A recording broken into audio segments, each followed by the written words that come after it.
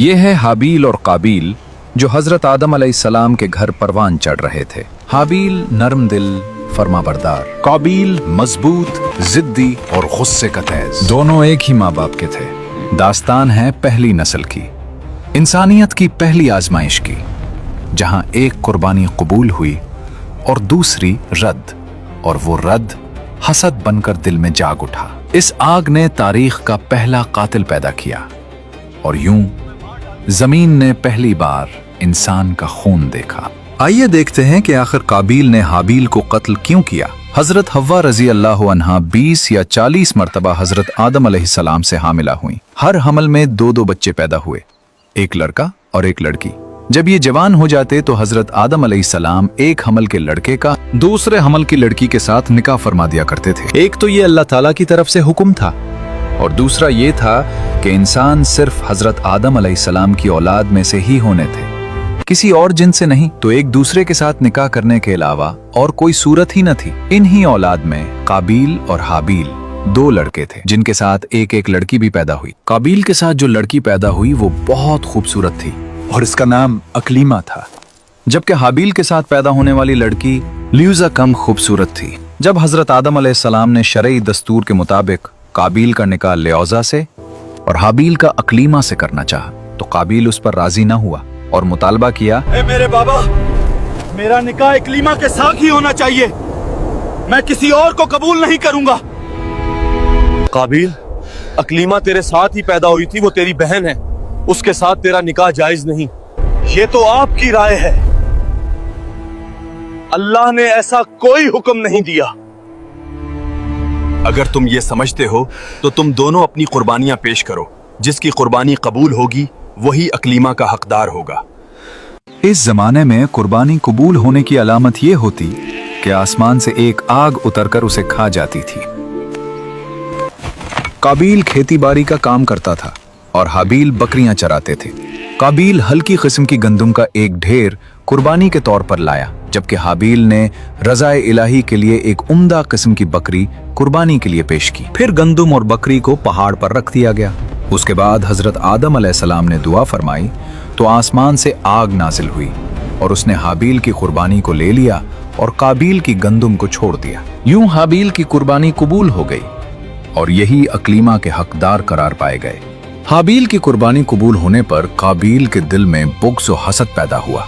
काबील ने हाबील से कहा, हाबील, मैं तुझे कत्ल कर दूंगा। क्यों? इसलिए कि तेरी कुर्बानी मकबूल हुई और मेरी कबूल ना हुई, और इसी वजह से तू अकलीमा का मुस्तहिक ठहरा, लेकिन मेरे लिए ये जिल्लत है। हाबील ने जवाब दिया कि अल्लाह ताला सिर्फ डरने वालों की कुर्बानी कबूल फरमाता है। अब अगर तेरी कुर्बानी कबूल ना हुई तो ये खुद तेरे अफाल का नतीजा है, इसमें मेरा क्या कसूर है? अगर तू मुझे कत्ल करने के लिए मेरी तरफ हाथ बढ़ाएगा तो मैं तुझे कत्ल करने के लिए ऐसा नहीं करूंगा, क्योंकि मैं नहीं चाहता कि मेरी तरफ से इब्तदा हो। हालांकि मैं तुझसे कवी और तवाना हूं, ये सिर्फ इसलिए कि मैं अल्लाह ताला से डरता हूं और ये चाहता हूं कि मैं गुनाहगार ना बनूं। हाबील की खौफ खुदा पर मुश्तमिल इस तमाम गुफ्तगू के बाद भी काबील अपनी शहवत की तस्कीन के लिए नफ्स अम्मारा के शर का शिकार होकर अपने भाई को कत्ल करने के इरादे पर डटा रहा और बिलाखिर काबील ने हाबील को किसी तरीके से कत्ल कर दिया और यूं दुनिया और आखिरत का खसारा उठाया। कह रहा हूँ वो कर, वरना मैं तुम्हें अभी मार डालूंगा। हाबील, आज मैं सब कुछ खत्म कर दूंगा। ये तुम्हारी किस्मत थी।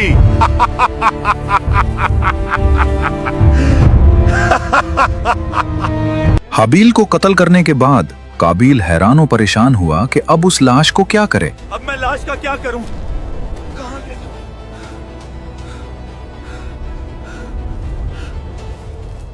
क्योंकि उस वक्त तक कोई इंसान मरा ही ना था। चुनाचे एक वक्त तक वो लाश को पुश्त पर लादे फिरता रहा। फिर जब उसे लाश छुपाने का कोई तरीका ना आया तो अल्लाह ताला ने इंसानों की तदफीन का तरीका सिखाने के लिए एक कव्वा भेजा। चुनाचा यूं हुआ कि 2 कव्वे आपस में लड़े, उनमें से एक ने दूसरे को मार डाला। फिर जिंदा कव्वे ने अपनी चोंच और पंजों से जमीन करीद कर गड्ढा खोदा, उसमें मरे हुए कव्वे को डालकर मिट्टी से दबा दिया।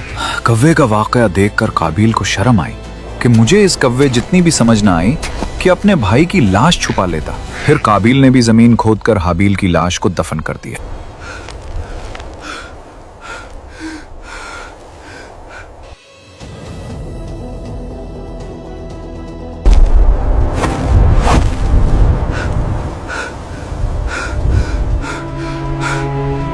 میں نے کیا کر دیا میرے بھائی؟ میں نے تمہارے ساتھ ایسا کیوں کیا؟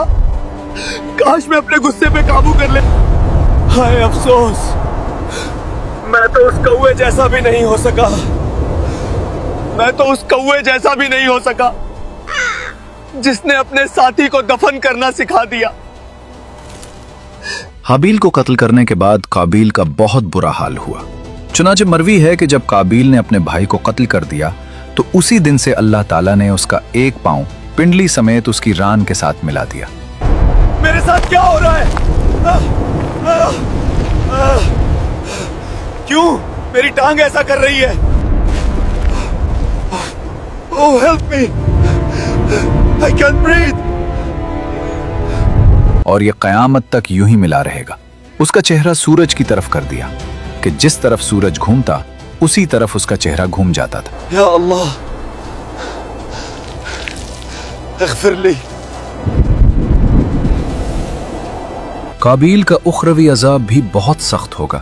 جیسا کہ حضرت عبداللہ رضی اللہ عنہ سے روایت ہے، رسول اللہ صلی اللہ علیہ وسلم نے ارشاد فرمایا، کسی جان کو ظلماً قتل نہیں کیا جاتا مگر اس کے خون ناحق میں حضرت آدم علیہ السلام کے پہلے بیٹے کا حصہ ضرور ہوتا ہے، کیونکہ اس نے پہلے ظلماً قتل ایجاد کیا.